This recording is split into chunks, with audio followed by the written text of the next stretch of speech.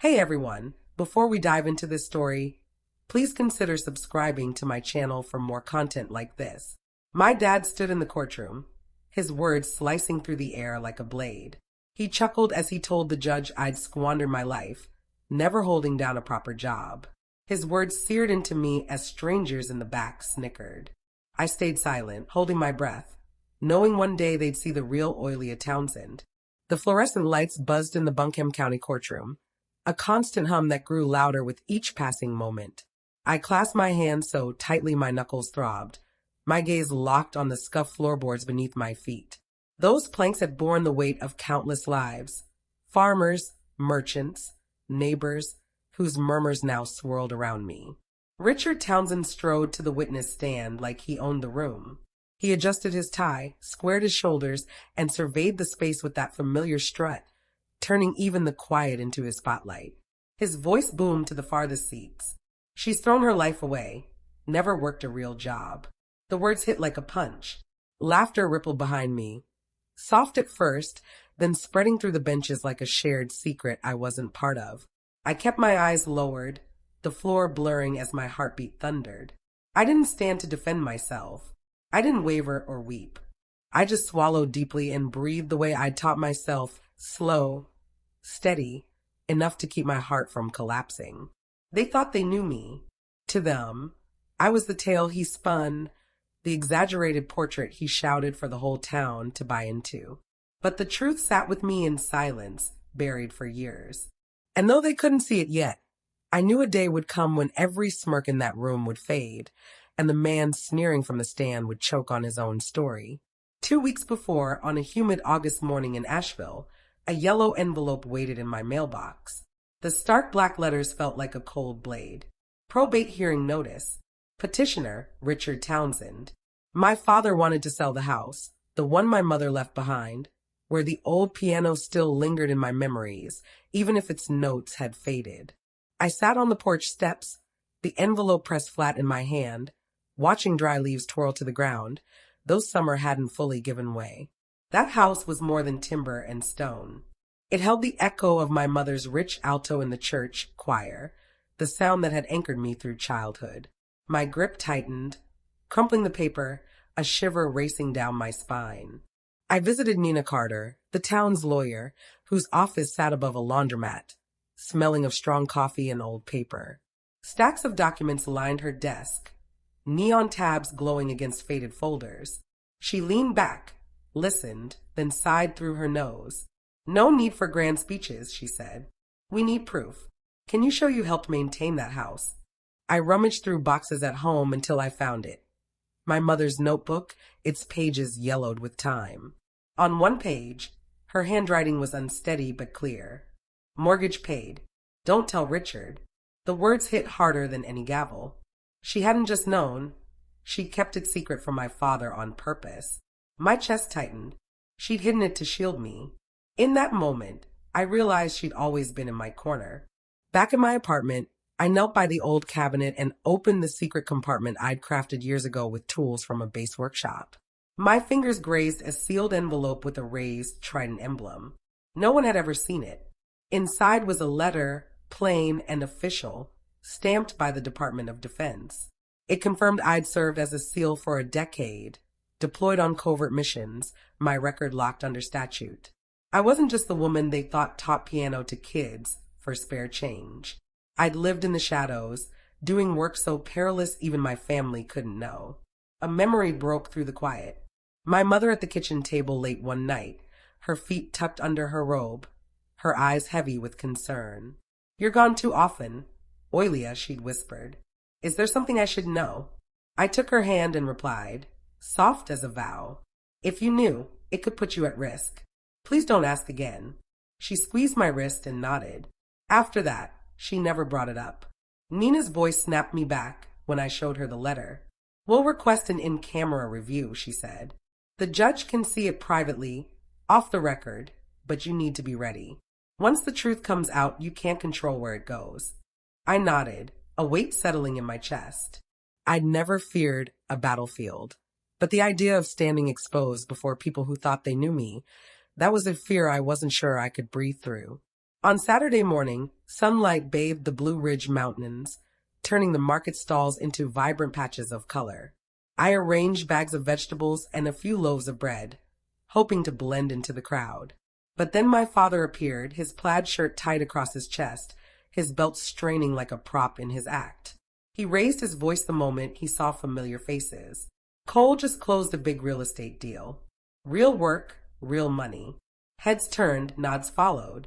Then his gaze slid to me, his eyes narrowing with that familiar glint of disdain. And Oilia? Still playing piano for kids, just for kicks. Laughter rippled down the row, quiet but sharp enough to cut. My throat tightened, and I gripped the strap of my canvas bag until it bit into my palm. Through the haze of faces, I saw Gerald, the quiet old veteran. He didn't laugh. His steady gaze met mine, followed by the faintest nod, as if he knew something the others didn't. When the market cleared, I packed up and reached into my bag, finding a folded note that hadn't been there before. In hasty, angry scrawl, it read, "Don't drag the family into court, or you'll regret it." My stomach sank. Someone didn't just want me silent. They wanted me out of the fight entirely. The county courthouse reeked of old polish, the air heavy under harsh fluorescent lights. I sat beside Nina, my fingers resting on the folder we'd prepared. David Quinn, my father's lawyer, stood with a polished smile, his voice smooth but edged. "Your Honor, the respondent has no steady job, no provable income. The property has been solely maintained by Mr. Townsend at his expense." A soft murmur spread through the crowd. I breathed slowly, counting in 4, out 6. Nina didn't waver. She slid the folder forward. Inside were allotment records, direct transfers from the Department of Defense to the mortgage.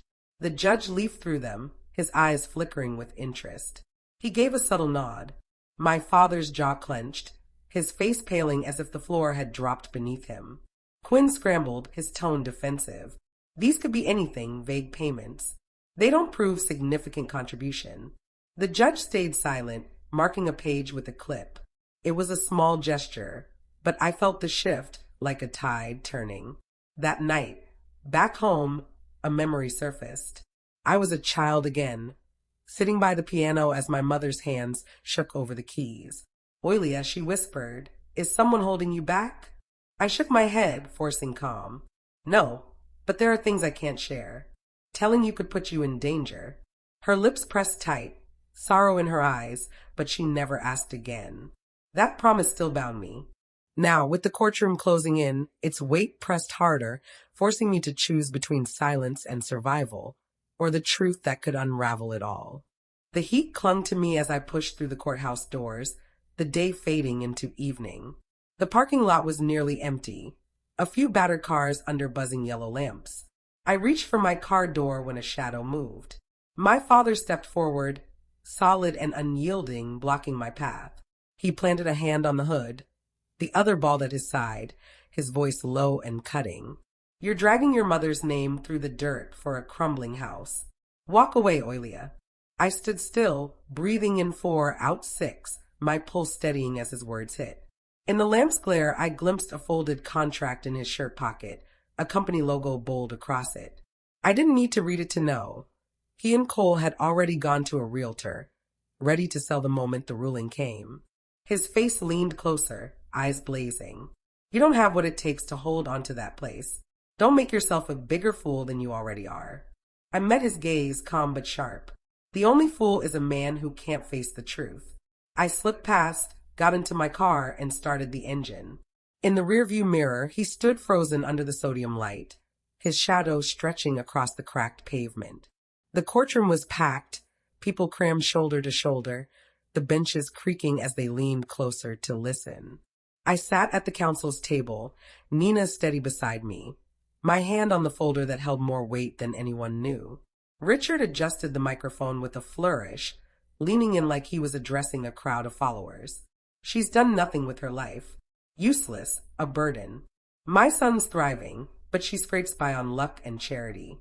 Laughter hummed again, rising and falling like a wave.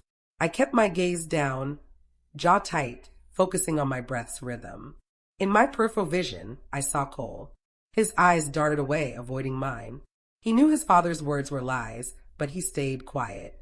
Across the room, Aunt Nora gripped her purse, her knuckles white, her lips trembling. Then the room shifted. The judge removed his glasses, set them down, and rubbed his nose. The noise stopped instantly. He looked up, his voice commanding, leaving no room for doubt. "Mr. Townsend, this court has reviewed sealed documents. Your daughter, Oilia Townsend, served in the U.S. Navy SEALs for 10 years. That's verified." The air stilled. Aunt Nora's purse hit the floor. David Quinn's pen scratched a blotch and froze.